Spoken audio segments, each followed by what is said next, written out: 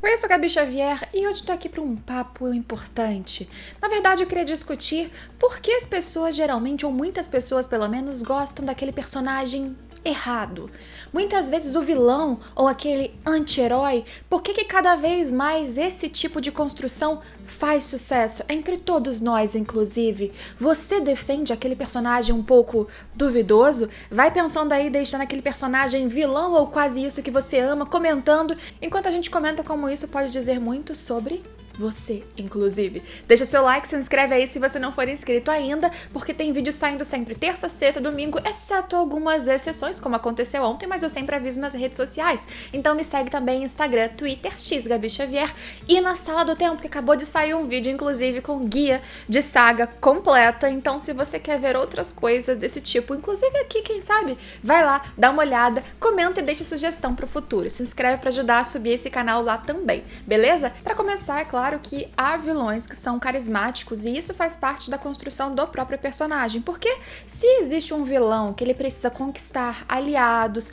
persuadir pessoas a fazerem o que ele quer, naturalmente, muitas vezes esses vilões precisam ser charmosos, persuasivos, encantadores, se não em beleza, em discurso, e isso não encanta só os seus aliados ou futuros admiradores dentro do anime e do mangá, isso também encanta você, que tá ali assistindo. Por isso, eu sempre brinco que eu sou enganado o tempo todo, por exemplo, pelo Griffith. Ele é vilão? Eu nunca vi isso. De quem que ele é? Berserk, esse personagem. Ele é duvidoso. Eu não vou falar o que ele faz, porque você precisa assistir ou ler. Inclusive, vai ler, vai assistir. Berserk é muito bom. Mas enfim, você que tá ligado vai entender quando eu digo que você vai assistindo aquilo, você vai lendo e ele te encanta, porque ele é pra ser assim.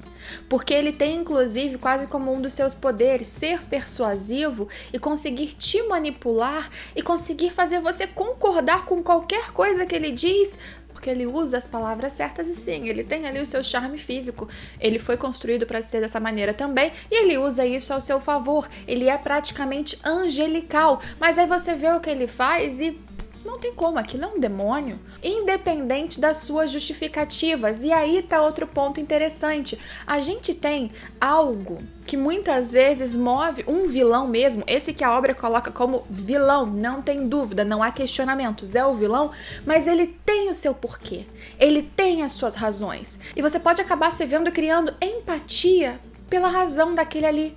Será que ele sofreu na infância?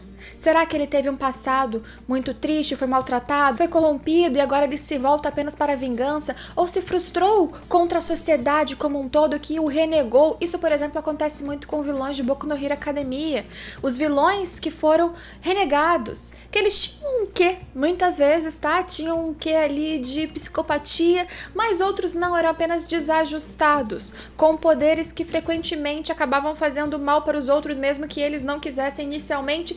De qualquer forma, eles foram colocados de lado. E de novo a gente volta pro primeiro ponto, quem é aquela pessoa que geralmente pega os desajustados e coloca pro rumo que quer, que muitas vezes é o rumo do mal ou das coisas ruins? O vilão lá da frente que a gente falou, o persuasivo, o charmoso, o que vai criar um time em prol do que ele quer, acreditando inclusive muitas vezes que aquilo é pro melhor. E você, espectador, pode cair nessa mesma rede. Mas existe um fenômeno, como eu falei, de personagens cada vez mais numa área cinzenta, que não são exatamente os vilões, mas eles têm atitudes que são moralmente, eticamente ou na nossa sociedade consideradas erradas, atitudes ruins. E você se pega torcendo para esses personagens, ou você vê ao seu redor muitas pessoas torcendo para eles. Vamos pegar um caso aqui, que é um caso interessante, uma construção diferenciada, porque é alguém que nasceu como um exímio cidadão e de repente ele é colocado numa posição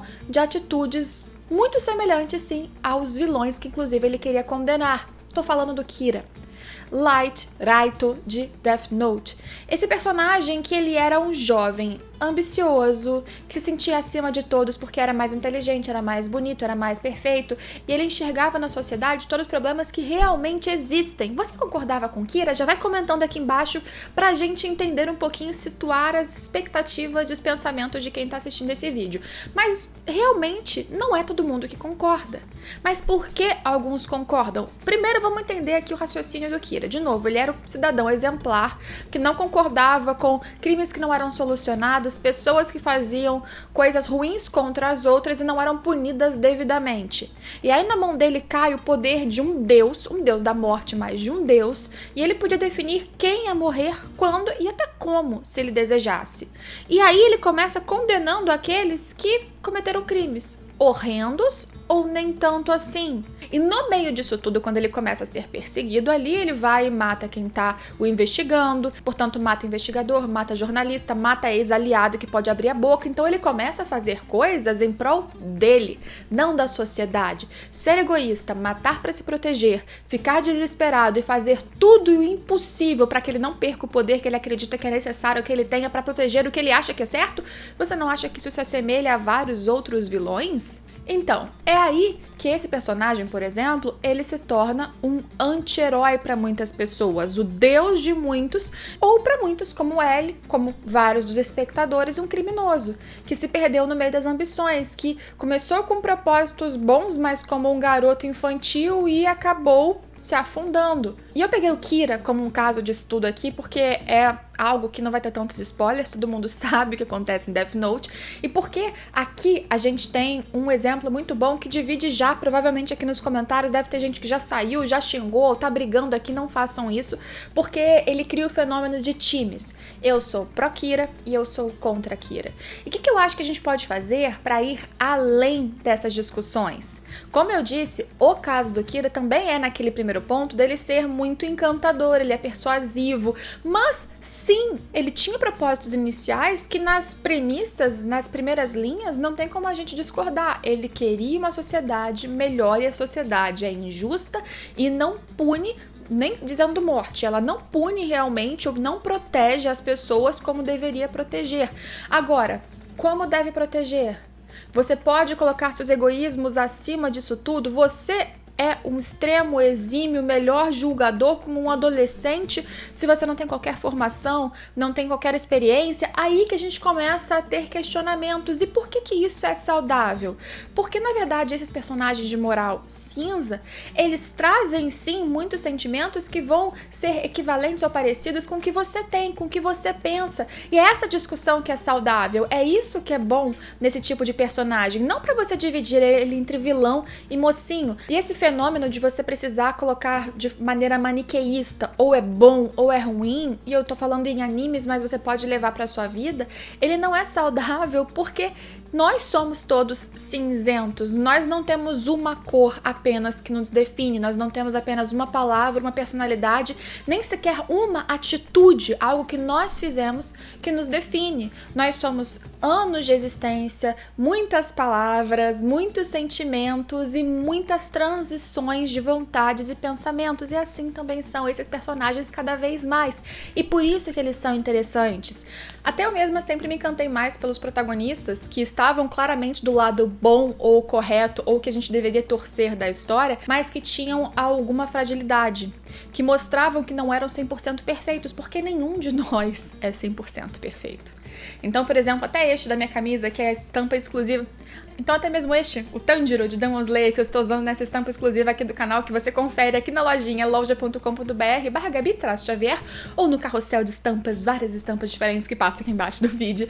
Ele é um personagem que é bem correto, ele segue princípios muito fortes, mas ele também tem raiva, ele também é movido por impulso e ele também precisa aprender. Mas muito diferente dele é também o Gon, outro personagem verde. Existem semelhanças entre personagens verdes, a gente faz em outro vídeo, que ele aparentemente é bonzinho, mas como eu já falei várias vezes nos vídeos de Hunter x Hunter aqui no canal, ele é egoísta pra caramba, ele sim tem julgamentos super enviesados, parciais, de acordo com o que ele quer ou com quem ele deseja proteger ou com o que ele deseja alcançar. E isso torna muito mais palpável, não pra você concordar, não pra você gostar, não pra ele ser o seu personagem favorito, mas você entender que ele vai explodir de raiva, que ele vai cometer erros e que seus julgamentos, apesar do seu olfato super incrível, não será sempre correto, que suas decisões não serão sempre as melhores, porque além de tudo ele é muito impulsivo, ou seja, ele age por impulso, ele age sem pensar.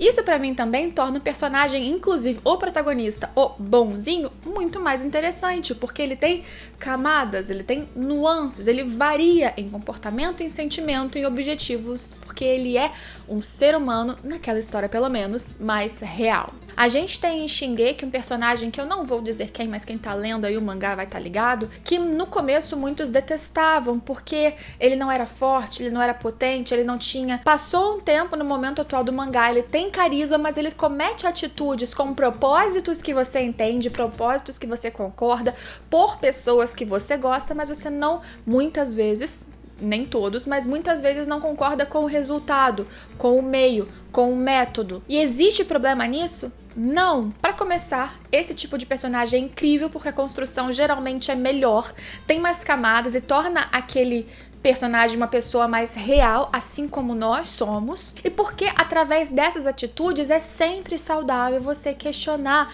por que não pegar esse seu personagem favorito e entender que ele cometeu erros, defeitos, problemas aqui e ali. Você não vira pro seu amigo, pra sua amiga, pra algum conhecido e fala: olha, eu adoro você, mas você fez cagada aqui, ou você está fazendo uma cagada, uma besteira aqui, você precisa se desculpar por aquilo ali. Se você não faz, comece a exercitar, fale sobre você, inclusive. Tipicamente, você vai se importar ou se ligar a um personagem, um vilão, ou a um anti-herói, ou alguém que está cometendo atitudes um pouquinho erradas, mas com intuitos muito fortes, porque o seu seus ideais vão casar com aquele personagem ali, porque inconscientemente muitas vezes você reflete o que ele tá passando no seu próprio mundo, nas suas próprias questões, na sua própria vivência. Por isso que esses personagens que não têm uma característica única e definitiva, que não são só vermelho, só azul, eles são mais interessantes, porque eles conseguem promover e trazer diversas discussões, e pra história é sempre bom que a gente fique se questionando, às vezes nem com o outro. Amo cada vez mais construções de personagens que eu não gosto das atitudes, mas eu amo poder discuti-las.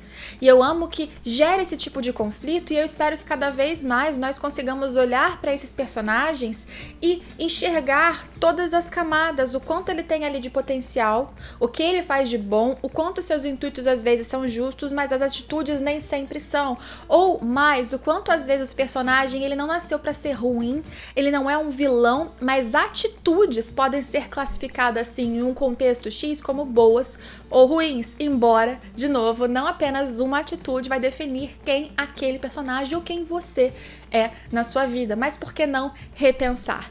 E a gente sempre vai ter de qualquer maneira aquele vilão que é vilão, porque é, e a gente gosta porque ele tem sei lá, porque ele é uma diva igual o Dio, e porque você ama o jeito dele falar, mesmo que você não queira ser amigo dele, ele tem algo que é cativante. Não se sinta mal, o personagem, o vilão foi construído para ser cativante mesmo, você só não pode querer que pessoas façam o que ele faz na vida real, aí é um problema, mas não tem problema você admirar e querer ver e acompanhar e torcer às vezes de uma forma um pouco aqui estranha, que você se sente um pouco culpado, é entretenimento mesmo, mas quando a gente vai pro anti-herói ou pro personagem vida real aqui, ou que se parece muito com os nossos questionamentos, e ele tem essa moral cinzenta, se permita gostar, amar a construção, concordar às vezes com seus intuitos, mas também criticar aqui e ali, porque isso faz parte. Você ama algum vilão, você torce pra algum personagem com uma moral bem assim, duvidosa?